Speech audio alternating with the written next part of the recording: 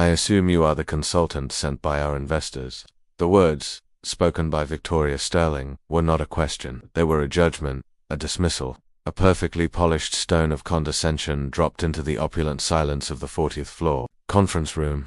She didn't look up from the sheaf of papers she was perusing, her tone as crisp and as cold as the starched white collar of her blouse. The word consultant was emphasized, stretched, twisted into something that sounded suspiciously like an insult.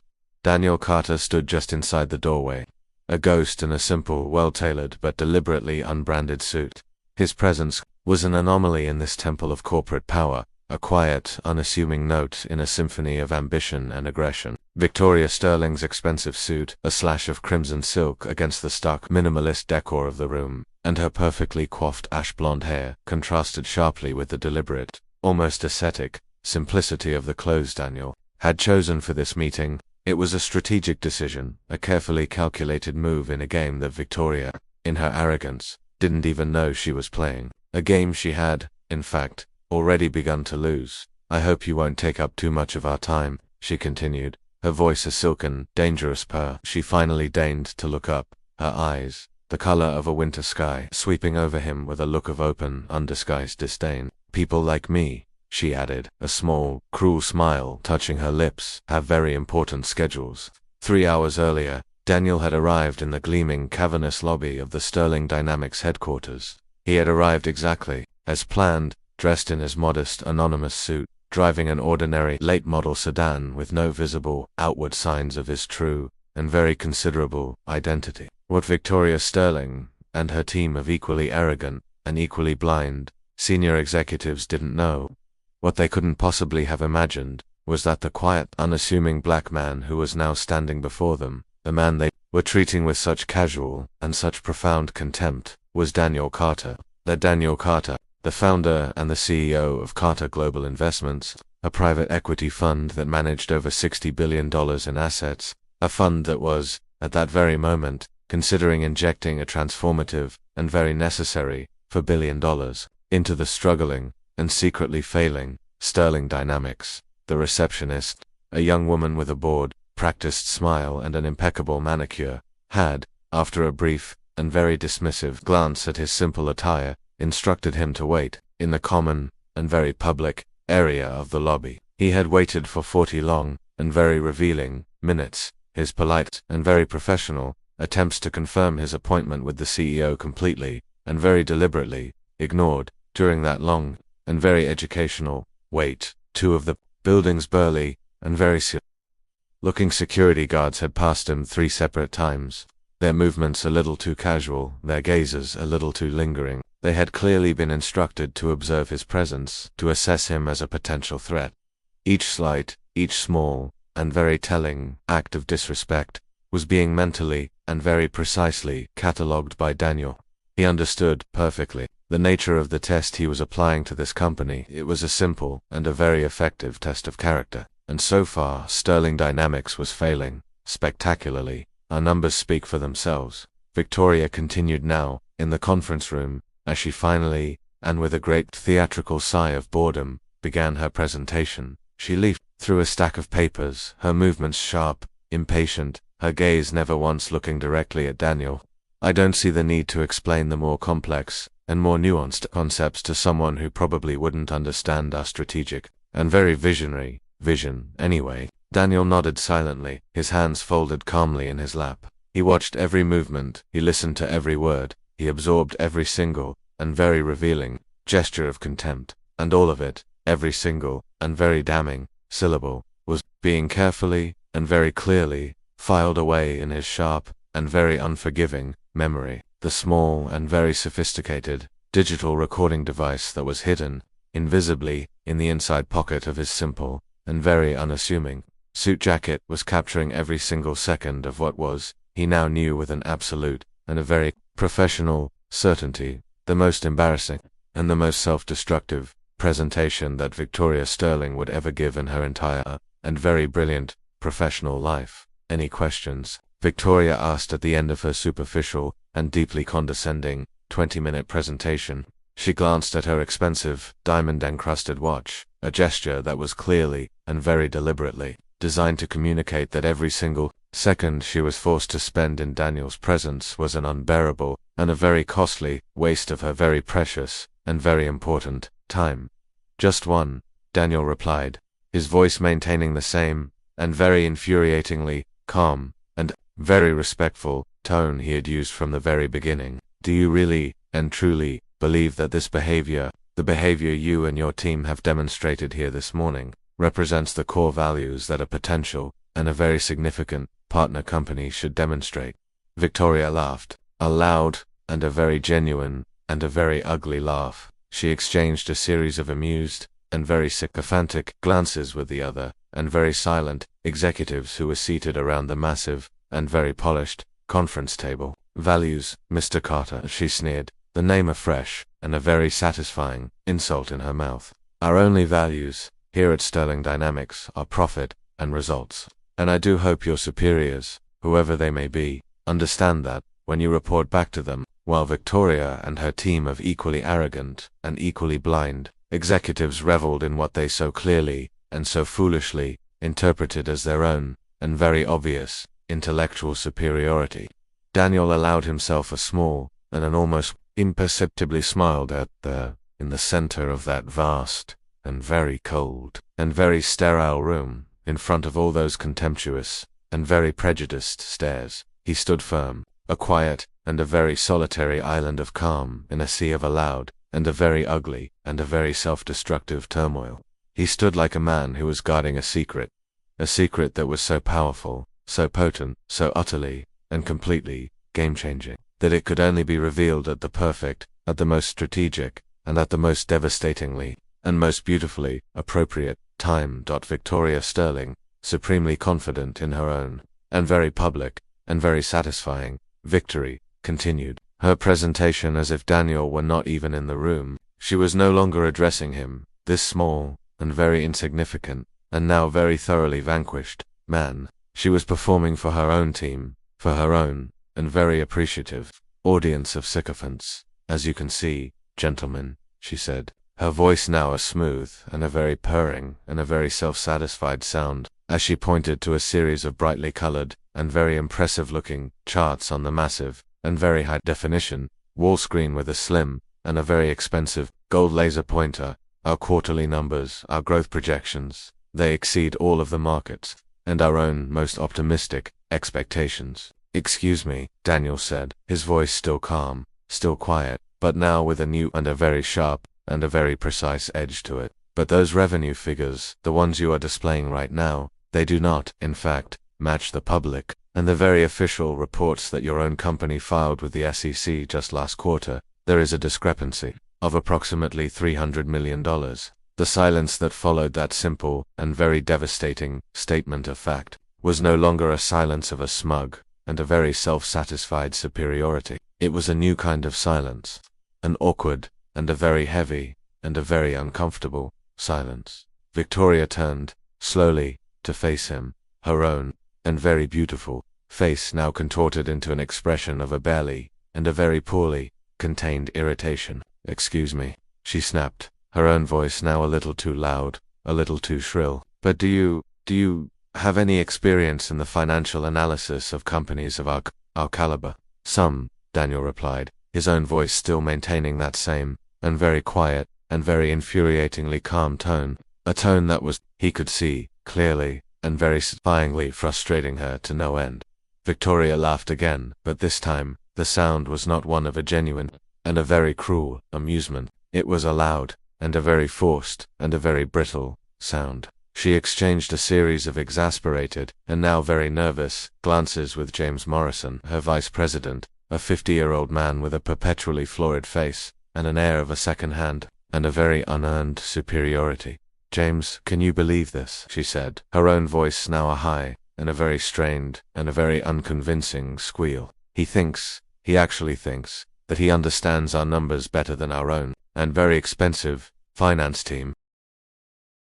Morrison, ever the loyal and ever the sycophantic second in command, leaned forward, his own face now a mask of a practiced and a very condescending paternalism.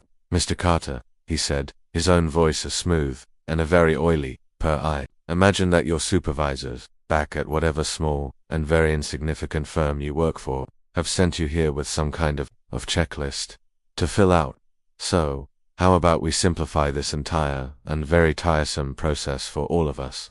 You just tell us exactly what you need to hear, what little boxes you need to tick, so that we can all end this meeting and get back to our own, and very important, and very busy, schedules. Daniel had faced this kind of behavior, this kind of casual, and very systemic, prejudice, throughout his entire, and very brilliant, professional career.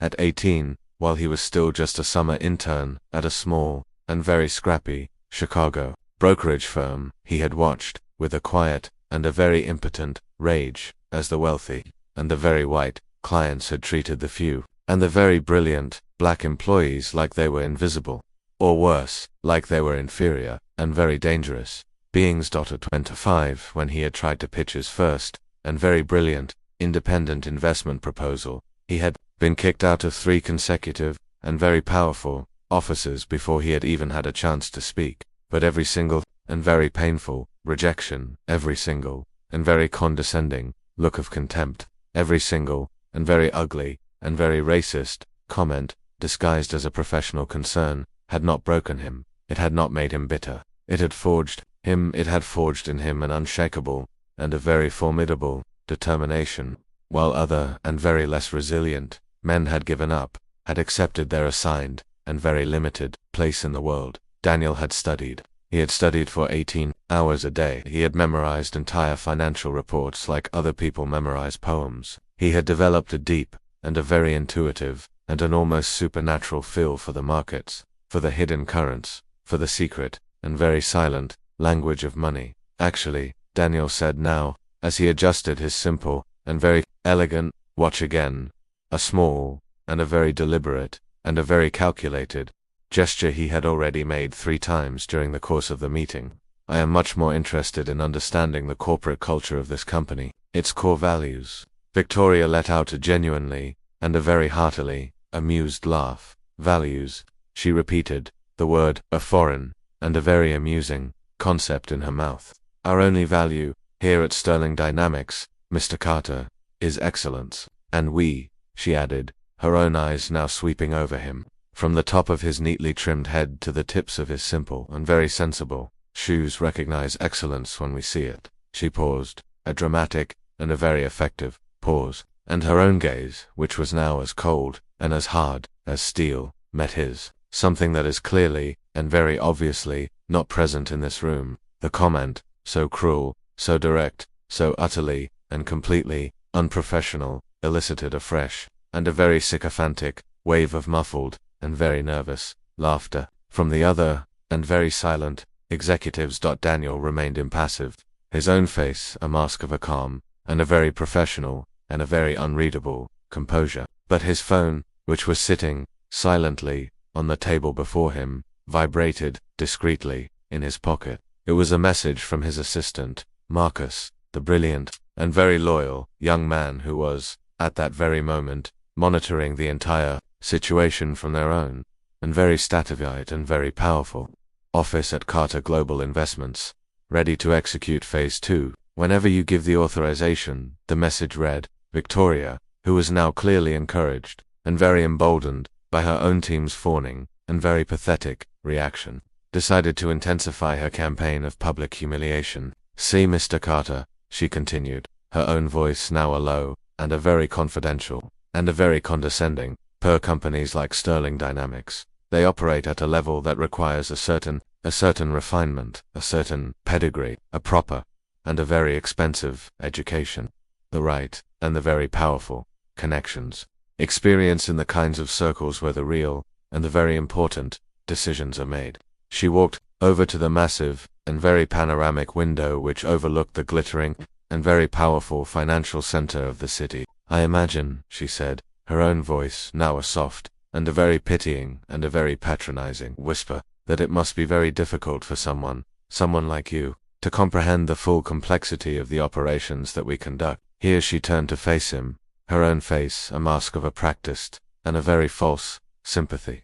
It's not personal, you understand, it's simply reality. Daniel nodded, his own expression one of a deep, and a very thoughtful, and a very dangerous consideration. I understand your perspective perfectly, Miss Sterling, he said, his own voice now a quiet, and a very gentle, and a very precise, and a very deadly whisper. It's interesting how some people, they so often confuse their inherited and very unearned privilege with a real, and a very hard one, competence. The observation, so quiet, so simple, so utterly and completely devastating, struck a very raw and a very exposed nerve. Victoria spun around, her own face now a deep, and a very ugly, and a very revealing shade of red. How dare you, she hissed, her own voice now a low, and a very venomous, and a very uncontrolled sound. My family built this company from the ground up, with an initial, and a very generous, $50 million loan from your grandfather's trust fund, Daniel replied softly, his own voice now a quiet, and a very precise, and a very irrefutable statement of fact. Public information. By the way, James Morrison, the loyal, and now very panicked, vice president, slammed his fist on the table. This has gone too far, he roared, his own voice a loud, and a very undignified, and a very desperate sound of a pure, and a very impotent rage. Who do you think you are, to speak to Mrs. Sterling like that? For a fleeting, and a very powerful moment, Daniel allowed a small, and a very carefully controlled, spark of the true, and the very formidable power he kept so carefully, and so strategically, hidden, to show in his eyes. I am someone who knows the real value of things, Mr. Morrison, he said, his own voice now a low, and a very quiet, and a very dangerous rumble. Victoria took a deep, and a very shuddering breath, clearly, and very desperately, struggling to regain her composure, to reassert her control. Very well, she said, her own voice now a tight, and a very brittle, and a very forced sound. If you want to play the auditor, then let's give you something to audit. She pressed the button on the intercom on the table before her. Jennifer, she snapped, bring me the Meridian Project reports, all of them, the confidential ones, too, ma'am. Her secretary's tinny, and very distant, voice replied, especially the confidential ones, Victoria hissed. Our consultant here seems to have plenty of time for a very detailed, and a very thorough, analysis. What Victoria, in her own, and very blind, and very arrogant, and very foolish, rage, didn't know, what she couldn't possibly have imagined, was that Daniel had, in fact, already, and very discreetly, accessed all of the Meridian Project reports, through a series of completely, and very perfectly, legal channels. It was information that was, in fact, available to any, and all, serious, and very potential, investors.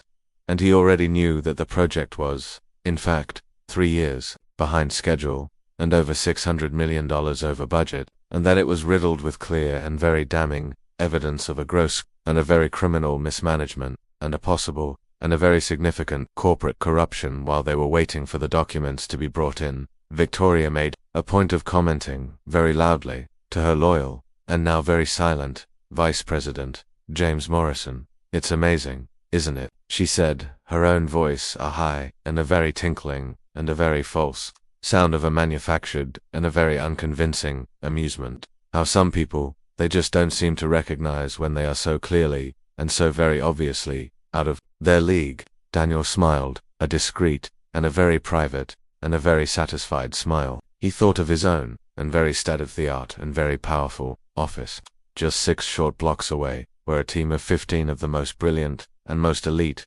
financial analysts in the entire country, all of them graduates of Harvard, of MIT, of Wharton, were, at that very moment, awaiting his instructions. He also thought of the phone call he had received, just the previous morning, from the CEO of Goldman Sachs, a man who was, by any measure, one of the most powerful, and most influential, men in the entire world, a man who had been asking him for his advice, for his insight, on a $12 billion corporate acquisition. Every single, and very contemptuous word, every single, and very condescending, glance, was being carefully, and very precisely, catalogued, not only in his own, and very sharp, and very unforgiving, memory, but on the very high quality, and very sophisticated, digital recording device he carried with him at all times. In a single and very short 40-minute meeting, Victoria Sterling, and her entire and very sycophantic, and very doomed, team, had provided him with more than enough evidence of a systemic,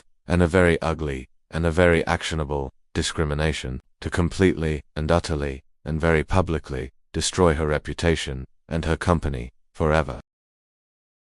Daniel Carter was not just a patient man, he was a strategist, a brilliant and a very patient and a very deadly strategist. A strategist who understood, with a profound and a very hard one, wisdom, that the best and the most satisfying and the most permanent revenge is not built on a foundation of a hot and a very impulsive and a very fleeting anger. It is built brick by brick, word by word, until it forms an impregnable and a very beautiful fortress of justice. As Victoria Sterling continued her relentless and very public and very satisfying performance of a smug and a very superiority, handing Daniel a thick and a very heavy stack of documents as if it were a burden, a cross, that he, in his own and very inferior and very pathetic way, deserved to carry. His own phone vibrated discreetly on the polished and very expensive surface of the mahogany table. It was a message from his chief financial officer, a man named Marcus Thompson. Urgent. Meeting with Johnson Financial has been cancelled. Lead investor has postponed their decision on the $4 billion investment indefinitely. No reason given. Victoria's own and very beautiful and very composed face twitched. A small and a very involuntary and a very revealing spasm of a new and a very real and a very professional concern. But she quickly and very skillfully masked it. Problems never come alone, she muttered, her own gaze now settling on Daniel, as if he, in his own and very insignificant and very inconvenient way, were personally responsible for all of the sudden and very unwelcome inconveniences of her morning. Any difficulties? Daniel asked, his own voice maintaining that same and very quiet and very infuriating serenity that was, he could see, making her increasingly and very satisfyingly frustrated. Nothing for someone like you to worry about, Victoria replied, as she furiously and very aggressively began to type a response on her own and very expensive and very state-of-the-art smartphone to some complex and very international investment issues, concepts that require a very sophisticated and a very extensive and a very high-level experience.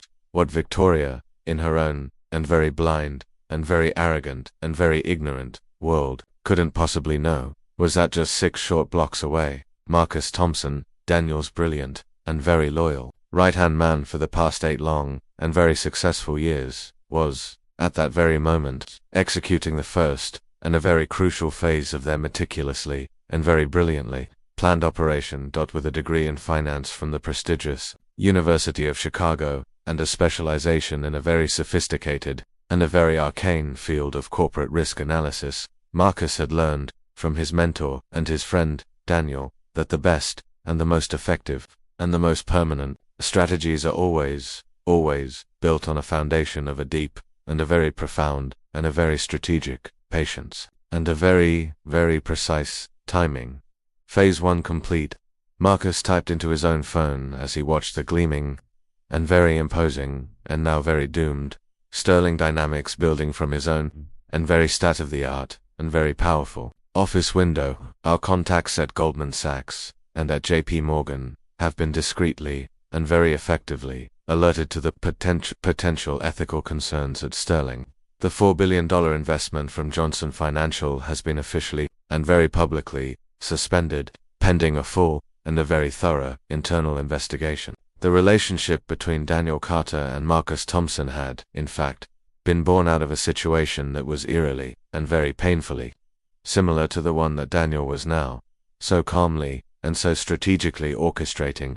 8 long years ago, Marcus had been a brilliant and a very promising and a very young analyst at a large and a very powerful and a very prestigious Wall Street consulting firm, a firm where he was constantly and very systematically being passed over for promotions, despite his own and very exceptional and very consistent results. Daniel, who was, at that time, already a very successful and a very respected independent investor, had witnessed Marcus being publicly and very cruelly humiliated by a senior and a very white partner during a presentation to a group of very important and very powerful clients. On that occasion, Daniel had done something that few, if any, of the other and very powerful people in that room would have ever, in their wildest and most self-interested dreams, expected. He had waited until the end of the presentation. He had approached Marcus, discreetly, in the hallway, and he had offered him a position, at his own,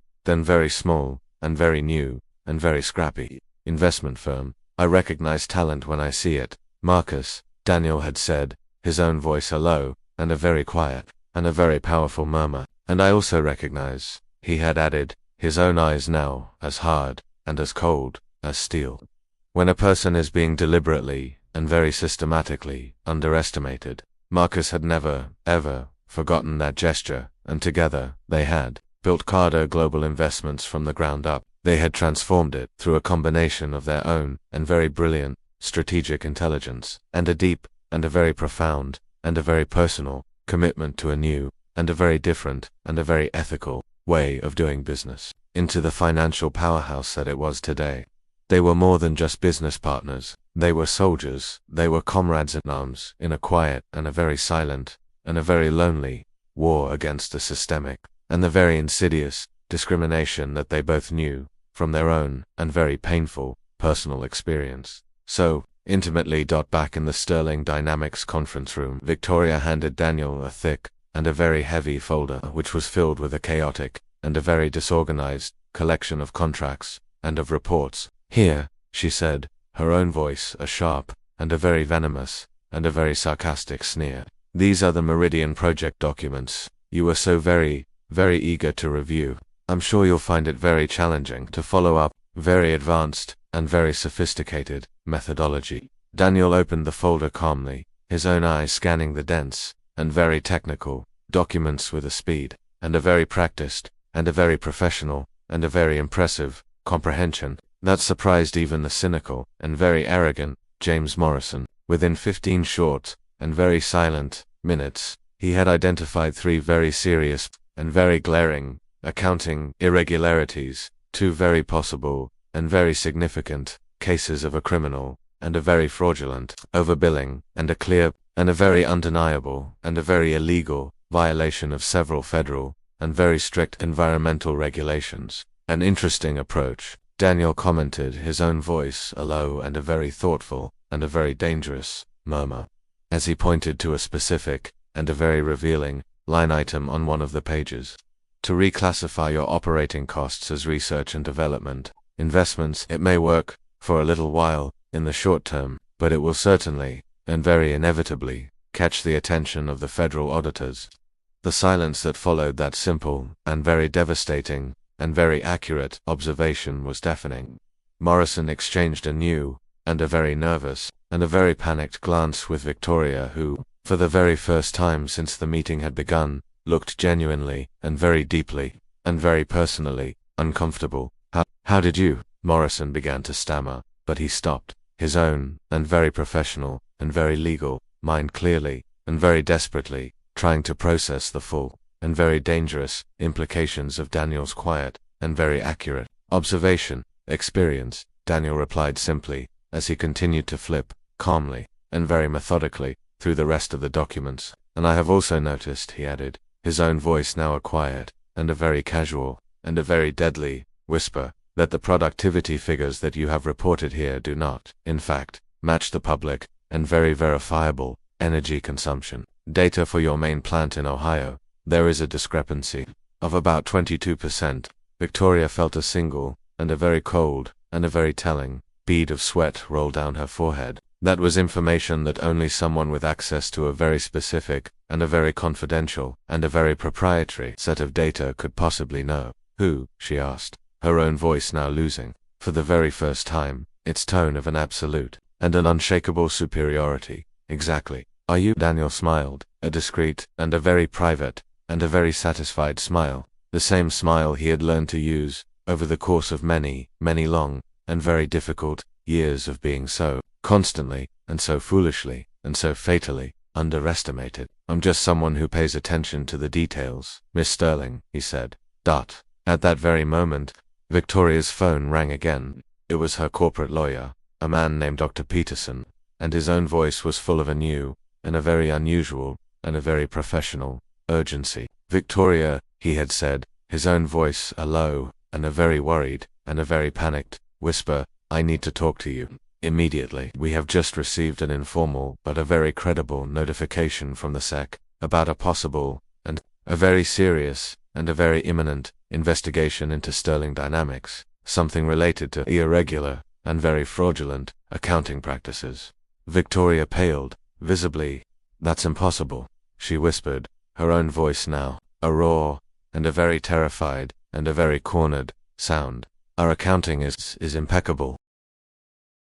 Apparently, Dr. Peterson had continued, his own voice now a low and a very grave and a very final whisper. "Someone has provided them with some very specific and very detailed and very damning information about the Meridian project. Details that suggest a very intimate and a very profound and a very dangerous knowledge of our own and very private internal operations." As Victoria struggled to process this new and very devastating and very terrifying piece of information, Daniel had watched her growing and very satisfying anxiety with the same quiet and very profound and very unshakable serenity he had maintained throughout the entire and very long and very educational meeting. Every single and very contemptuous word, every single and very superior gesture, had been carefully and very precisely and very brilliantly catalogued, but more importantly, it had served its true and very strategic purpose. It had served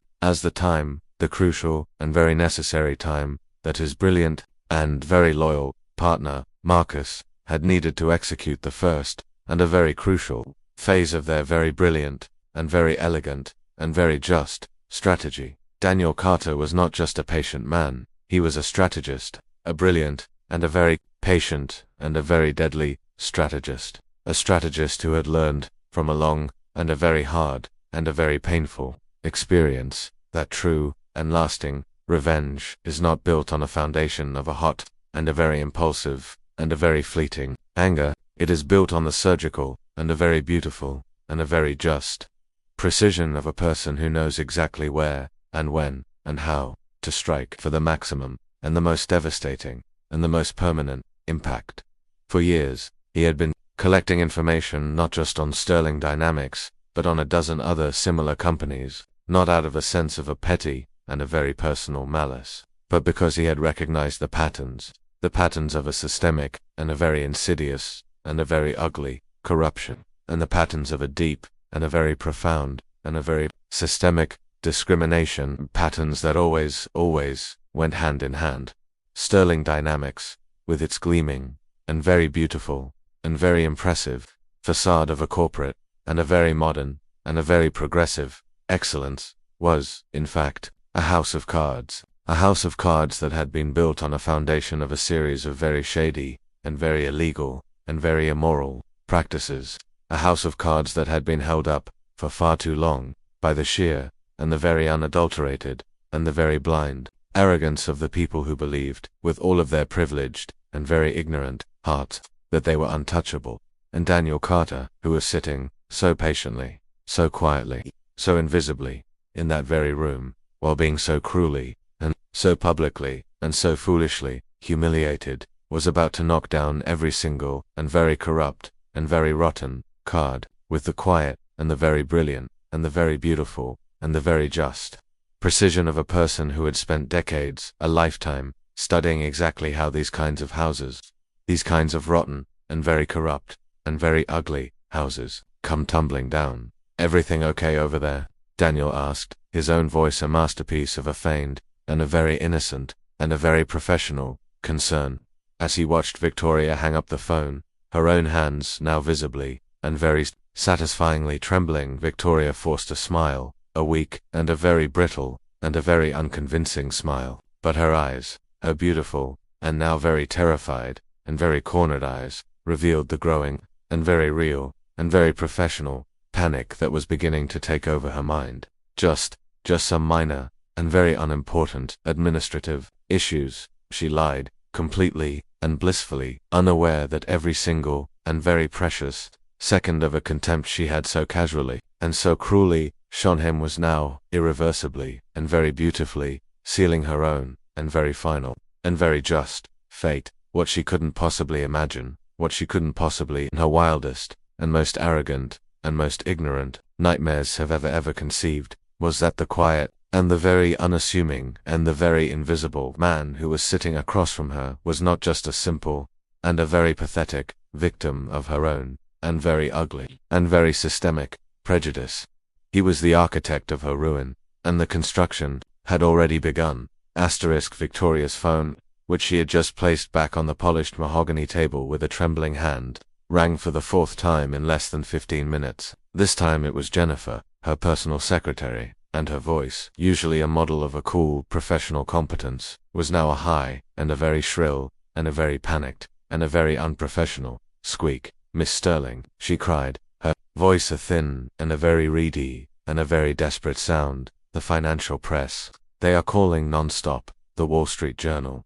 They want an immediate statement on the allegations of a systemic, and a very public, racial discrimination at the company." "Racial discrimination," Victoria repeated, her own voice now rising an octave, a sharp, and a very cutting, and a very incredulous sound. "What on earth are they talking about?"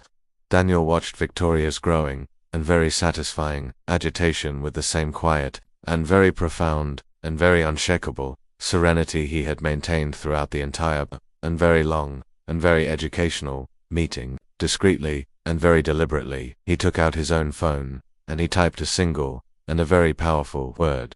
"Now, 6 short blocks away, in the state-of-the-art, and very powerful command center of Carter Global Investments." Marcus Thompson received the message, and he smiled. A slow and a very wide, and a very satisfied smile.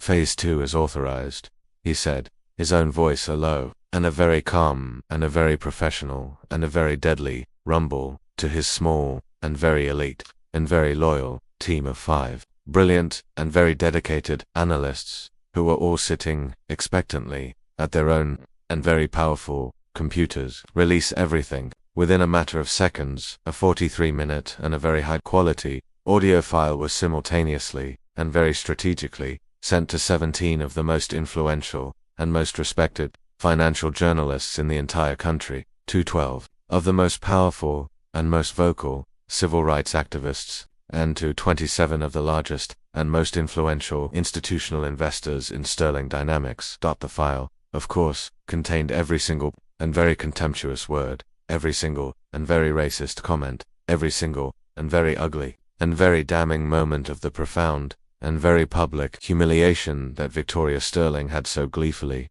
and so foolishly, inflicted on Daniel Carter during the course of their meeting. "I don't shake hands with the employees."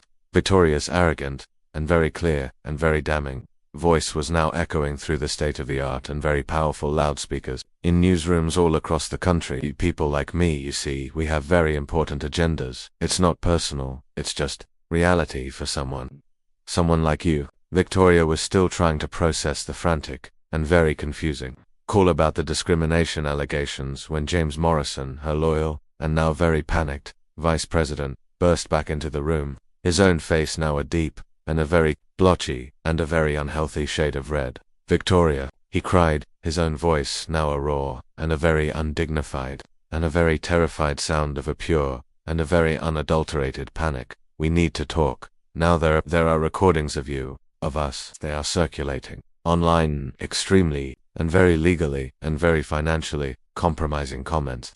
Recordings." Victoria spun around to face Daniel, her own, and very beautiful, and now very terrified, and very cornered eyes finally, and for the very first time, showing a flicker of a real, and a very profound, and a very personal, suspicion. "You recorded our meeting." Daniel smiled, a calm, and a very quiet, and a very deadly smile, as he pulled the small, and very sophisticated, and very professional, recording device from the inside pocket of his simple, and very unassuming, suit jacket. "I recorded every single word, Miss Sterling," he said, his own voice now a quiet, and a very calm, and a very final, and a very just whisper. "Every single, and very revealing, gesture of contempt, every single, and very ugly, and very racist, and very actionable, prejudiced comment, every single, and very satisfying, moment you chose to humiliate someone you so clearly, and so foolishly, believed to be your inferior. That's illegal,"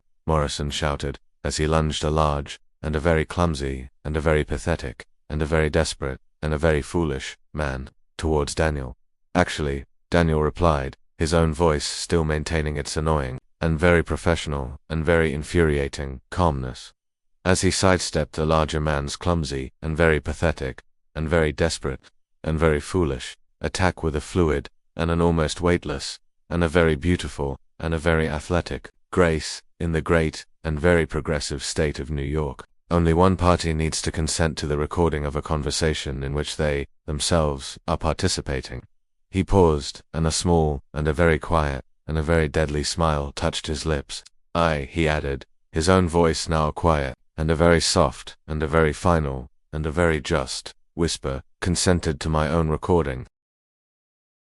At that very moment, the phone on Victoria's desk exploded into a new, and a very shrill, and a very frantic, and a very final, and a very just, ringing frenzy. It was Richard Blackstone, the powerful, and the very respected, and now very, very angry, chairman of the board of Sterling Dynamics, and his own voice, which was now booming through the high-quality, and very expensive speakerphone, was a low, and a very controlled, and a very deadly, and a very final, and a very just, rumble of a pure, and a very unadulterated, and a very righteous, and a very financial fury. Victoria, he roared, you have exactly 5 minutes to explain to me, and to the rest of this board, why our company, our proud, and very respected, and very profitable company, is at this very moment being publicly, and very deservedly, associated with a series of the most vile, and the most disgusting, and the most financially ruinous, racist comments that are, at this very moment, spreading like a wildfire, a very hot, and a very dangerous, and a very expensive wildfire, on the internet. Asterisk Victoria, you have exactly 5 minutes to explain why our company is being associated with racist comments that are spreading like wildfire on the internet. Victoria tried to respond, but Blackstone continued relentlessly. Carter Global Investments for $1 billion investment was officially cancelled an hour ago. They cited fundamental, ethical concerns as the reason. Carter Global, Victoria repeated, confused, but our investor was Johnson Financial. There is no Johnson Financial, Daniel said softly, rising from his chair for the first time since the meeting began. It's always been Carter Global Investments, my company. The silence that followed was deafening. Victoria stared at Daniel as if she were seeing him for the first time, her brain struggling to process the devastating information she had just received. You're Daniel Carter, she whispered, her voice a mere thread. CEO and founder of Carter Global Investments, Daniel confirmed, pulling a gold business card from his pocket and placing it gently on the table. $2 billion in assets under management, listed by Forbes as one of the 50 most influential investors in the world. Morrison grabbed the card with trembling hands, his eyes scanning the embossed credentials. Harvard Business School, former Goldman Sachs, member of the advisory board of the Federal Reserve Bank of New York. Over the past 6 months, Daniel continued, my team has thoroughly evaluated Sterling Dynamics as a candidate for our largest investment of the year. $4 billion that would make this company the absolute leader in its industry. Victoria slumped in her chair, the weight of realization crushing her arrogance like a sledgehammer shattering glass. 6 months of evaluation, 6 months of observing how your company treats smaller suppliers, employees from different backgrounds, visitors who don't fit your aesthetic standard of success, Daniel explained. Today was my final test, an assessment of the ethical leadership of this organization. The phone rang again. This time it was Dr. Elizabeth Warren, not the senator, but the director of corporate ethics for the National Association of Technology Companies. Ms. Sterling, our organization has just voted unanimously to suspend Sterling Dynamics' participation in our events until an independent investigation into discriminatory practices is completed. Victoria hung up the phone, her hands shaking visibly. This will destroy our reputation. Your reputation, Daniel corrected gently, has been destroyed by your own words and actions. I simply documented who you really are when you think no one important is watching. At that moment, Morrison's cell phone vibrated with an urgent notification. It was a Google alert about Sterling Dynamics. In less than 2 hours, Sterling racism had become a trending topic on Twitter with over 200,000 posts sharing excerpts from Victoria's recording. The company's stock has fallen 18% in the last 2 hours, Morrison read aloud, his voice breaking. 3 major investors have already announced their complete withdrawal. Daniel watched Victoria process the magnitude of her fall. In a matter of hours, she had lost the largest investment in her company's history. destroyed her personal reputation, and become the national symbol of corporate prejudice. Why? Victoria finally asked, her voice small and defeated. Why did you do this to us? Daniel walked to the window, looking out at the city stretching below. Because companies like yours perpetuate a system where talent is judged by skin color, social background, or outward appearance. Because people like you use positions of power to humiliate those you consider inferior. He turned to face her directly. But mostly because I believe the business world can be better. It must be better. And sometimes for change to happen, examples need to be made. Victoria tried one last desperate gambit. We can work this out, mate. A deal. Implement changes, but changes your company needs, Daniel replied, walking toward the door, can't be bought or negotiated. They must come from a leadership that truly understands the value of every human being, regardless of their background. Before leaving, Daniel stopped at the door and looked back one last time. I recorded this meeting not to destroy you, but to force you to face who you really are. What you do with this revelation will determine whether your company has a future or whether it will be just another example of how arrogance can destroy empires built on rotten foundations. As Daniel left the Sterling Dynamics building, Victoria remained seated in her office, surrounded by the wreckage of a reputation that had taken decades to build and only 2 hours to completely destroy. Outside, reporters were already beginning to gather at the entrance to the building, while on social media, the hashtag Justice for Daniel Moe was gaining momentum with thousands of people sharing their own experiences of corporate discrimination. Daniel Carter's revenge had been executed with the surgical precision of a master strategist. But as Victoria contemplated the ruins of her empire, one question remained. Was it possible that something better could emerge from this destruction? Or would Sterling Dynamics join the graveyard of companies that chose prejudice over progress? 6 months after the episode that destroyed Sterling Dynamics, Daniel Carter looked out the window of his new office on the 52nd floor in Manhattan. The spectacular view of the city contrasted dramatically with a humble room where it had all begun years ago, when he was still a young analyst struggling to be taken seriously. Carter Global Investments had grown exponentially since that fateful day. The video of his confrontation with Victoria, which had racked up over 8 million views, had turned Daniel into a national symbol of the fight against corporate discrimination. Invitations to speak at conferences arrived daily from universities, companies, and organizations around the world. Investment proposals have increased 40% since April, Marcus reported, entering the office with a stack of documents, and we have 17 companies specifically requesting our ethical audit before closing major deals. Daniel smiled, remembering the irony. Victoria had tried to humiliate him by questioning his competence in evaluating companies, and now his firm was sought after globally for exactly that. Carter Global had created a new standard in the market. Investments conditional on proven ethical practices and Sterling Dynamics. Daniel asked, even though he already knew the answer. Bankrupt last week, Marcus replied. Victoria lost everything. The mansion in the Hamptons, the yacht, even her apartment in Manhattan. She's living with her sister in Connecticut. Daniel felt no satisfaction at Victoria's complete ruin. His revenge had never been about personal destruction, but about creating systemic change that would prevent future injustices. The fall of Sterling Dynamics would serve as a warning to the entire market. Companies that perpetuate discrimination will pay the highest possible price. The phone rang. It was Dr. Williams, Dean of Columbia University. Daniel, I would like to renew our invitation for you to give the inaugural lecture next semester. The topic would be business ethics and social responsibility. The students are extremely interested in hearing your perspective. After hanging up, Daniel reflected on how his life had changed. 3 years ago, he had struggled to get meetings with small investors. Today, prestigious universities competed for his presence, and his ethical auditing methodology was being studied in business schools around the world. Marcus approached the window. You know, she tried to get in touch several times, right, Victoria? She left 17 messages asking to talk. Daniel nodded. He had listened to the messages, desperate pleas from a woman who had finally understood the magnitude of his actions. But some lessons can only be learned through irreversible consequences. I got an interesting call today, Marcus continued. Johnson & Associates wants to implement our diversity protocol in all of its international branches. 43 countries, Daniel. 43 countries adopting standards that were born out of that humiliating meeting at Sterling. The transformation had spread far beyond New York. European, Asian, and South American companies began adopting the Carter protocols. strict guidelines that ensured equal opportunity regardless of race, gender, or social background. What had started as a strategy to expose a discriminatory company had become a global movement. Daniel walked over to his desk where a framed photo showed his team of 50 employees, a diverse group of brilliant analysts who represented exactly the talent that companies like Sterling Dynamics used to ignore.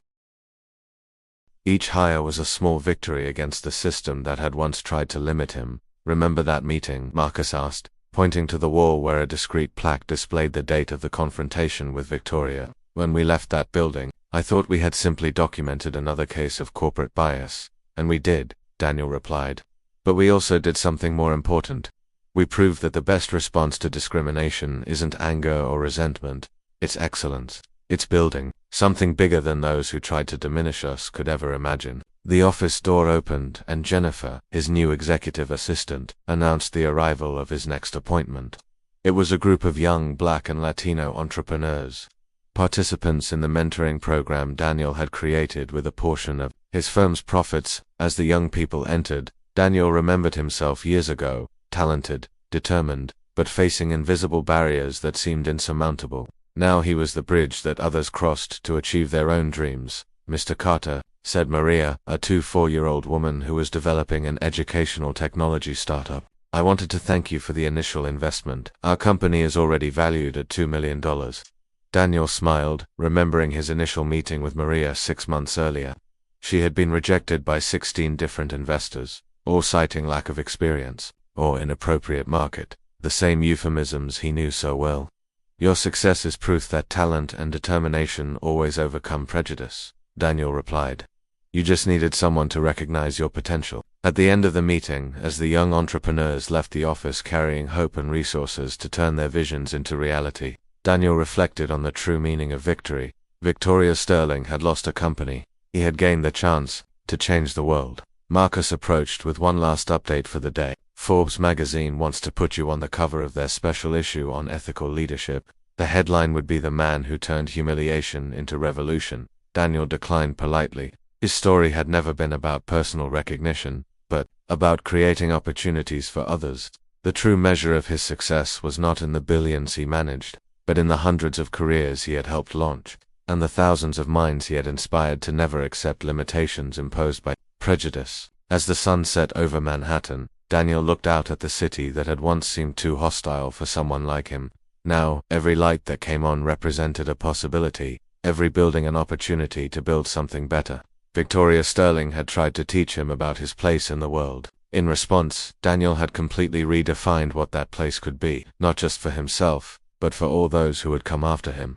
The best revenge Daniel had learned was not to destroy those who had hurt him, it was to build something so extraordinary that their limitations became irrelevant, turning every no into fuel for an even bigger yes. If this story of transformation and perseverance touched your heart, don't forget to subscribe to the channel for more stories that prove that sometimes the greatest insults become the springboards for the greatest triumphs. Because in the end, true victory isn't about defeating your enemies, it's about surpassing them so spectacularly that they become irrelevant in the face of the greatness you've built.